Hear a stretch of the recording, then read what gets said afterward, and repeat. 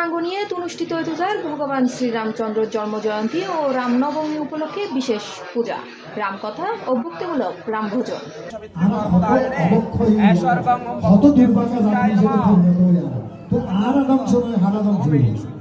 মার্চের 27 তারিখ শুক্রবার রাঙ্গুনিয়ার উত্তর পদুয়া হরিহর সার্বজনীন শ্মশান ও ক্ষেত্রপাল বাড়ি রাম মন্দির প্রাঙ্গণত দিনব্যাপী নানা কর্মসূচির মধ্য দিয়ে নানান অনুষ্ঠান মালার আয়োজন করা হয়।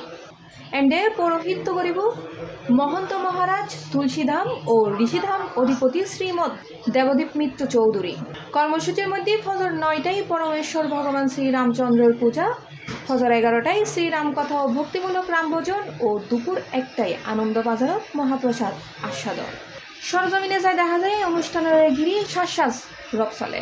পুরো এলাকা জুড়ে বিরাজ করে উৎসব ও আমেজ। বর্ণাঢ্য আয়োজনে প্যান্ডেল স্থাপন সহ সার্বিক প্রস্তুতিও শেষ পর্যায়ে। অনুষ্ঠানত ব্যাগুণরে আমন্ত্রণ জানাই হরিহর সনাতনী যুব সংঘর সদস্যবৃন্দ। অনুষ্ঠানত ধর্মবর্ণ নির্বিশেষে ব্যাগুণরে আমন্ত্রণ জানাই হরিহর সনাতনী যুব সংঘর উপদেষ্টা সমাজসেবক শ্রী বিদান্দর।